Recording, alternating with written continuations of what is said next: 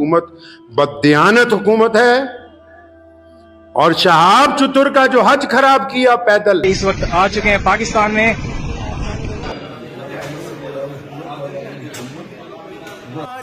हो तुम सबको हज का महीना। दोस्तों, जैसा कि आप सबको पता है कि शहाब भाई हज के लिए पैदल चलने का और वहां पहुंचने का इरादा बनाया था और ये कंटिन्यू चल रहे थे। भारत में 3000 किलोमीटर अपने घर से केरला से चलकर बाघा बॉर्डर तक पहुँचे। लगभग वो सफ़र 3000 किलोमीटर तक का था। वहाँ पर पहुँचने के बाद पाकिस्तान का वीज़ा देने के लिए इंतज़ार में थे और पाकिस्तान आनाकानी करते करते पाकिस्तान ने वहाँ पर 4 महीने 9 दिन इनका टाइम ख़राब कर दिया। 4 महीने 9 दिन ख़राब करने के बाद पाकिस्तान 6 फरवरी को वीज़ा दिया और 6 फरवरी को बहुत खुशी पाकिस्तान में शहाब भाई एंट्री किए।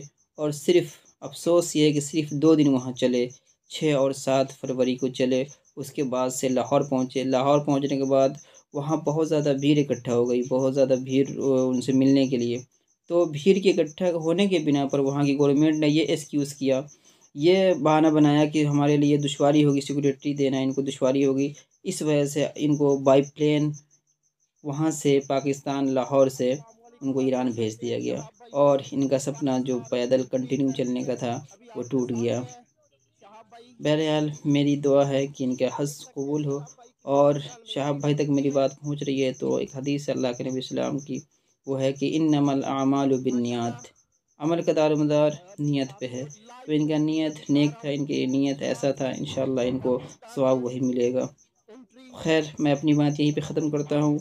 इस पे लेकर के शाही इमाम पंजाब बहुत ज़्यादा गुस्से में है पाकिस्तान को। सुनिए उनका बयान। तो वहाँ के उलमा और अवाम जो है दीनदार लोग, उनसे माफ़ी के साथ कहना चाहता हूँ कि आपकी हुकूमत बददियानत हुकूमत है।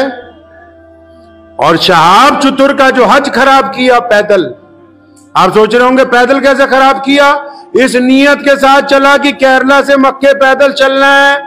यहां जब अमृतसर से वाघा से एंट्री हुई, दूसरे दिन सुबह को उसे जबरदस्ती रोते हुए को, बिलबिलाते हुए को पकड़ के लाहौर एयरपोर्ट से ईरान की फ्लाइट में बिठा के पाकिस्तान से बाहर निकाल दिया गया। ये कौन सी मुसलमान हुकूमत है जो एक मुसलमान को पैदल चलने का रास्ता अपने मुल्क में से नहीं दे सकती?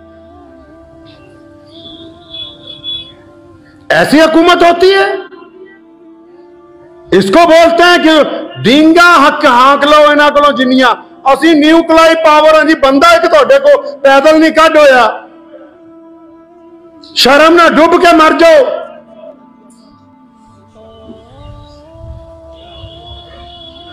कितना करम है। मैं आप ये देखें, हम इस मुल्क में, अलग बात है जो फिरका परस्त कुछ कहते हैं और जब कहते हैं तो उलमा उसका जवाब देते हैं, अदालतें उसमें इंसाफ करती हैं। लाखों मुसलमान नमाज पढ़ते हैं, सजदे करते हैं, इज्तिमा होते हैं, एक मुसलमान को पैदल रास्ता नहीं दे सके। एक उसका कसूर क्या है जी? कि वो भारत में पैदा हुआ, क्योंकि वो हिंदुस्तान में पैदा हुआ है जी। काश के हिंदुस्तान की भारत की सरहदें ईरान तक लगी होती तो आज ये बंदा खैरियत के साथ चलता हुआ मक्का मुकरमा अपनी उम्मीद, और जो उसने अल्लाह ताला से अपनी उम्मीद दिल लगाया कि मैं पैदल वहां तक पहुंचूंगा, आराम से चला जाता। तो इस हुकूमत ने क्या बेईमानी, इस बेईमानी में सिर्फ पाकिस्तान एम्बेसी के अफसरान नहीं, शहाब चतुर टीम के कई गद्दार शामिल हैं जो चतुर के नाम पर बिरयानियां भी खाते रहे, जेबें भी गर्म करते रहे और बाद में घड़ियाली आंसू रो के मुसलमानों को दिखाने भी लगे।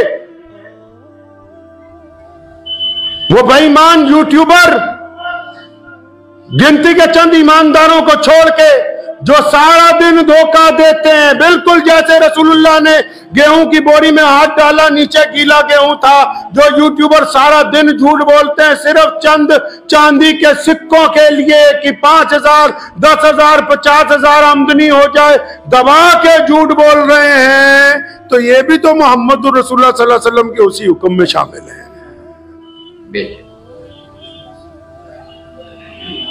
धोखा किया उस मजलूम के साथ, यहां से कहा कि तुम्हें वीजा दे दिया है और उस धोखे में शहाब चतुर टीम के लोग, हम जाएंगे अभी पंजाब पुलिस के डीजीपी के पास, जिन्होंने धोखा दिया वो ये ना समझे कि वो बख्शे जाएंगे। एक एक बंदे का नाम, उसके सारे फोन, उसकी डिटेलें, सब कुछ कहेंगे हम अपनी हुकूमत को कि इकट्ठी करके पता करो किस किस ने बेईमानी की है।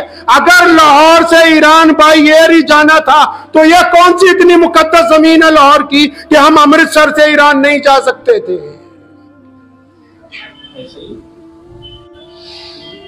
वहां कौन से बहुत बड़े मुहद्दिस बैठे हुए थे लाहौर के अंदर जिन्होंने उसे उठा के जहाज के अंदर बिठा दिया। आज भी यूट्यूबर झूठ बोल रहे हैं जी, सुभान अल्लाह माशाअल्लाह। वो बताओ कि रो रहा है, बताओ कि बिलख रहा है, बताओ कि उसकी उम्मीदों पर पानी फेरा गया, बताओ कि उससे बेईमानी की गई, बताओ कि शहाब चतुर को धोखा दिया गया। क्यों नहीं बोलते? एक मुसलमान के साथ बेईमानी, पूरी दुनिया के मुसलमानों को धोखा, फिर ये कहना जी असी तो मुसलमाना दी सरकार है। लानत है ऐसी सरकार के ऊपर। काफिर और कहते किसको है जी?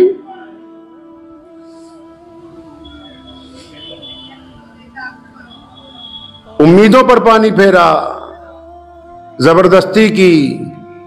और ये 3-4 ठेकेदार बदमाश जो साथ में लगे हुए थे, जिनकी पोल इंशाल्लाह जल्दी खुलेगी, जो अब यूट्यूबरों के आगे जाके जी हमने ये किया जी, हमने वो किया जी, ये हमारी ऑडियो जी, ये वहां का सबूत है जी, जिन्होंने बेईमानी करके ये साजिश रची। क्यों भेजा हमारे मुल्क के एक आदमी को धोखे से पाकिस्तान? अगर उसने रास्ता देना ही नहीं था, अगर वो उसको पैदल ताफ्तान तक पहुंचा ही नहीं सकते थे, अगर वो अपने मुल्क में, हमारे मुल्क में 3000 किलोमीटर चला वो बंदा, केरला से लेकर अमृतसर तक, कदम कदम पर तमाम मजहबों के लोगों ने, मुसलमानों ने तो करना ही करना था, तमाम रियासतों की हुकूमत ने इस बात का ख्याल रखा कि चतुर आराम से गुजर जाए, चतुर को तकलीफ ना हो कि एक बंदा हज करने के लिए जा रहा है, तुम उसको चंद किलोमीटर अपने मुल्क में चलाने के बाद ज्यादती करते हो और फिर ये कहते हो कि हम मुसलमान हैं। मैं वहां के भी उलमा से, जो दयानतदार लोग हैं, उनसे गुजारिश करूंगा कि जो बेईमानी कर रहे हैं वहां बैठ के, इनकी पोल खोलिए, कम से कम पता लगे कि हक पसंद कौन है, बेईमान कौन है। हालांकि जिस अंदाज से लाहौर के लोगों ने उसका इस्तकबाल किया वो बताता था कि अवाम के दिलों में मोहब्बत है, लेकिन जिस अंदाज से वहां की हुकूमत ने उससे जबरदस्ती करके उसे अपने मुल्क से निकाला, ये साफ तौर पे ये बात वाज़ेह है कि वो एक कमजोर हुकूमत है। उन्होंने अपने मुल्क को कमजोर किया, अपने मुल्क के अवाम की ख्वाहिशात की तकमील की परवाह नहीं की, और एक हज पे जाने वाले के साथ बेईमानी की गई, धोखा किया गया है। और वो ज्यादा खुश ना हो जो ठेकेदार बने थे, जिन्होंने शहाब भाई को धोखा दिया, शहाब के नाम पर अपने अपने मकसद हल करते रहे। हमारे मुल्क के इस नौजवान के साथ जो बेईमानी की गई है, इसके मुतालिक इंशाअल्लाह ताला हाई लेवल इंक्वायरी होगी। आप उस रात को तो ये किस्सा इसलिए सुनाया, पूरी दुनिया परेशान है, कोई समझ रहा वहां जा रहा, कोई वहां जा रहा। अल्लाह के बंदे, इधर पहुंचा उधर बेईमानी, ये हमारा शेवा है, ये गुनाह हो गया। हिंदुस्तान में, भारत में कुछ हो जाए, पाकिस्तान का मीडिया पूरा शोर मचाएगा, ये हो गया जी, वो हो गया। तुमने एक भारत के मुसलमान के साथ क्या किया बताओ भाई? क्या किया उसके साथ तुमने? वहां क्यों रोता हुआ गया है वहां से? वो क्यों नहीं वो पैदल चल सकता था उन सड़कों के ऊपर? आज मैं जिम्मेदारी से बैठ के कहता हूं, आज अल्लाह का शुक्र इस बात पे अदा करता हूं कि 1947 में मुजाहिद आजादी रईसुल अहरार मौलाना हबीबुर रहमान लुधियानवी ने इसी जामा मस्जिद से कहा था कि इस मुल्क का क़याम ना करो, और जब हो गया फरमाया मैं वहां नहीं जाऊंगा। ये अल्लाह का शुक्र रहा कि हम इस जमीन पर हैं, गर्चे हमारी तादाद कम है, लेकिन इज्जत के साथ 5 वक्त अज़ान देके नमाज पढ़ते हैं। किसी मुसलमान के साथ कभी धोखा देने की नौबत नहीं आती। इसके अलावा और भी बहुत सारी बातें पाकिस्तान को इमाम साहब ने खरी सुनाई। इस मैटर को लेकर के आप क्या सोचते हैं, क्या कहते हैं, कमेंट में अपनी राय ज़रूर दीजिएगा। मिलते हैं नेक्स्ट वीडियो में, जब तक के लिए अपने और अपने फैमिली का खूब ख्याल रखिए। शुक्रिया, थैंक यू वेरी मच।